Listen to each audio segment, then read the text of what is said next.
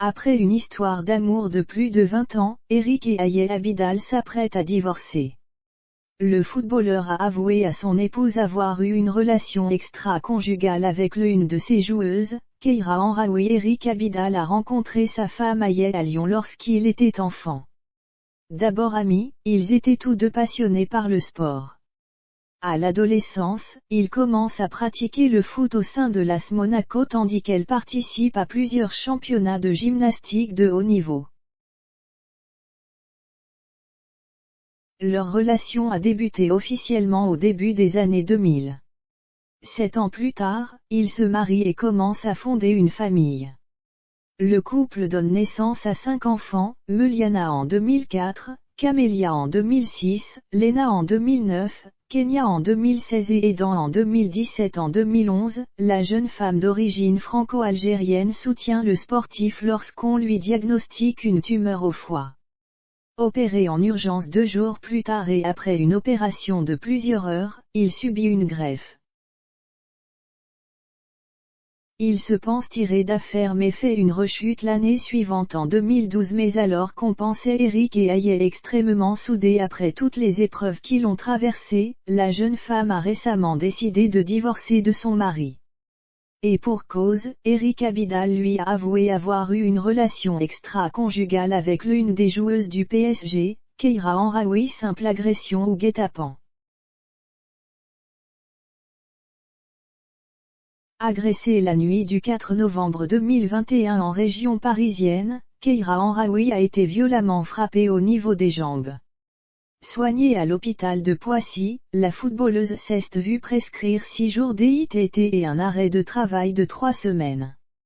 C'est à la suite de cette agression que sa liaison avec Eric a été révélée au grand jour. En effet, lors de l'enquête, la police s'est rendue compte que la puce de téléphone de Keira Amraoui était au nom de l'ancien dirigeant du FC Barcelone, Eric Abidal.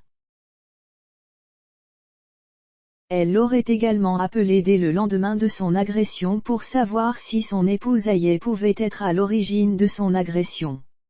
Selon les premières auditions relayées par l'équipe, Keira Amraoui et Aminata Diallo, présentes lors de l'agression, ont d'ailleurs toutes deux confirmé avoir entendu les agresseurs dire « Alors comme ça, on couche avec des hommes mariés ». Si l'épouse du footballeur dément être à l'origine de cette agression, elle a rapidement demandé le divorce de son époux. Regrettant amèrement son infidélité, le sportif a tenté de reconquérir son ex en lui adressant une déclaration d'amour sur Instagram, « Aye Abidal, pardonne-moi. Peu importe ta décision, tu resteras à mes yeux la femme de ma vie, et surtout la mère de nos merveilleux enfants. Je mérite cette humiliation même si elle me tue vivant. » El Andouliala. Ah Inch'Allah, un jour tu me pardonneras. De son côté, Aye ne semble pas prête du tout à pardonner son époux mais être plutôt résolue à tourner la page de leur histoire. Et ce, définitivement. On pardonne jusqu'à ce que quelque chose s'effondre en vous, alors, vous ne ressentez plus rien, ni pardon, ni colère, mais seulement le désir de tourner la page et de plus penser à quoi que ce soit, a-t-elle publié sur Instagram.